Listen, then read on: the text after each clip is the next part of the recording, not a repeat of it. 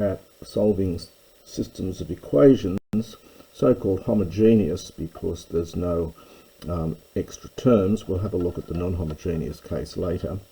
And we've seen how to solve these in the case where we have a matrix with a full complement of eigenvectors.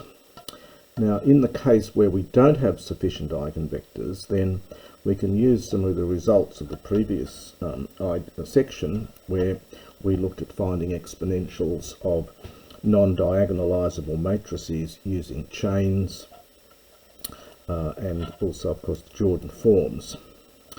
So our theorem here is, what do we do when we want to multiply e to the at times a vector which is not an eigenvector nor a linear combination of eigenvectors? That is, a vector which is a generalized eigenvector. And this is going to tell us what happens here with this. So we let A be an n by n matrix. Lambda is an eigenvalue of A, and V1 is a vector in the generalized eigenspace. Doesn't matter which generalized eigenspace it's in, any of the kernels is sufficient.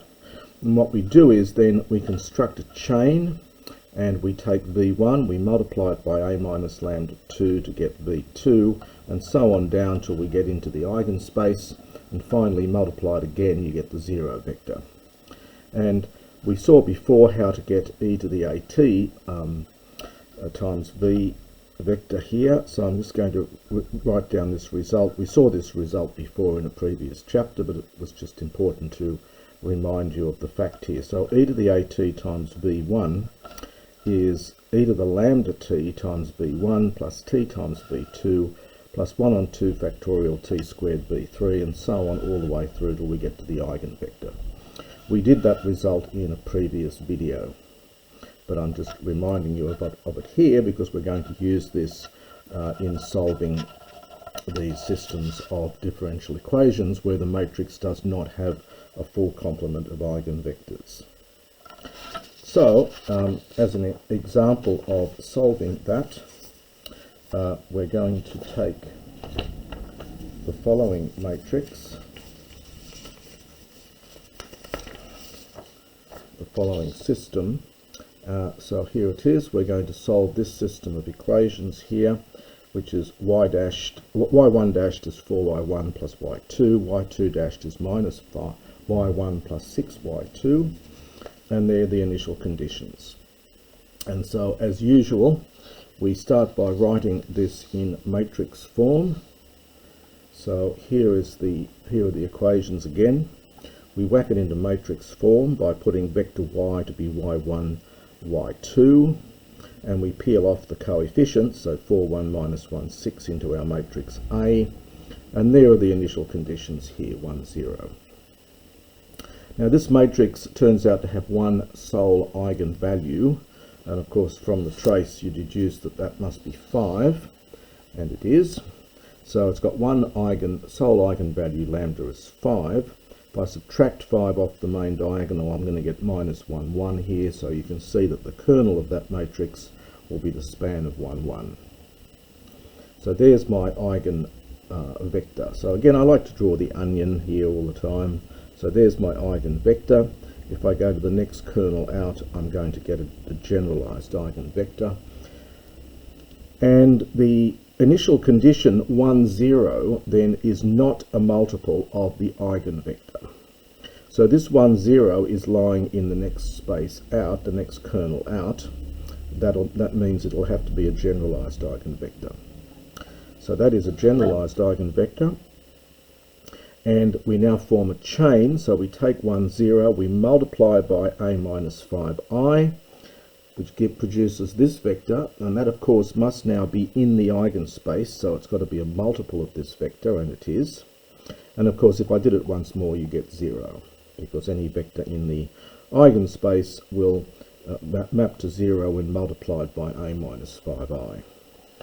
So our solution then is y equals, from our theorem from before, it's the same result. We get e to the at times our c, our initial condition, and e to the at times this generalized eigenvector using that result we just mentioned is e to the lambda t times v, 1 plus my v2, which is from the chain, times t, and there it is.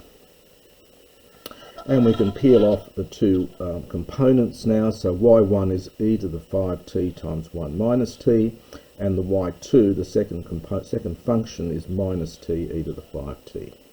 So these are the two functions that satisfy the simultaneous differential equations and the initial condition. Now, most of the examples I've done thus far have been 2 by 2, just to show you that it works very nicely even for a 3 by 3 system. So here now we've got three functions, y1, y2, y3, and their derivatives respectively satisfy these equations. And there's the initial conditions. There's the initial conditions. So the solution to this is here. So here are the equations again, and there's the initial conditions. I've just copied out the equations. First step, of course, is to whack this into matrix form. So we're putting y, I should really say in here, we're putting vector y now to be y1, y2, y3.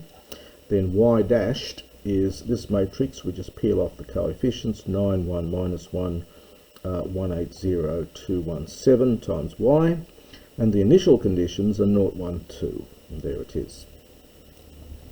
Now this matrix A here, again, I just tell you that it's got one sole eigenvalue, lambda is 8.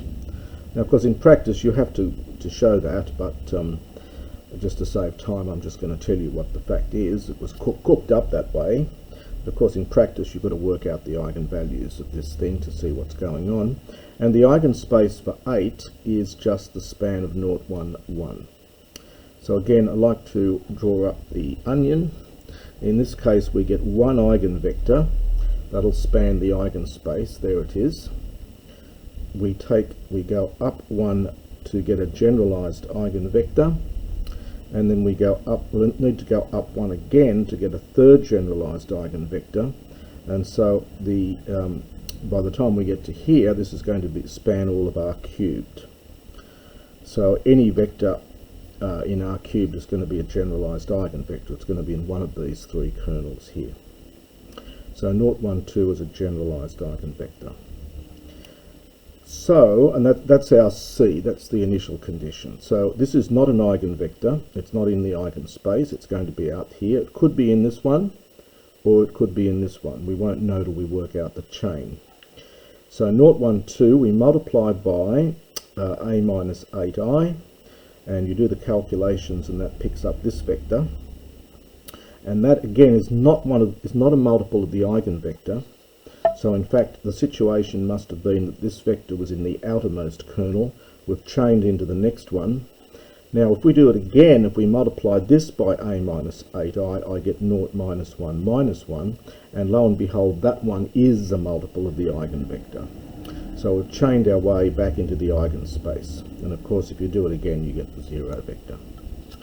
So our solution then is e to the at 0, 1, 2. And the theorem says then multiplying this matrix, by the way, would be hideous. It'd be a horrible big matrix. And all we want to know is what happens when I multiply it by this, and that's where that theorem is so powerful. We can work out what this horrible matrix does without ever staring at the matrix itself. So when you multiply to get e to the at, you get your first vector, then t times the next chain vector, and then t squared on 2 times the next chain vector, and that's it. And then I've just peeled off the various three functions. So the top line is you get minus t times e to the at. You get e to the at times 1 minus t squared on 2. You get e to the at t minus 2 minus t minus t squared on 2. And that gives us the solution of these simultaneous differential equations. In the next section, we're going to have a look at what happens in the non-homogeneous case, and we'll be using a lot of the ideas that we've been developing up to now.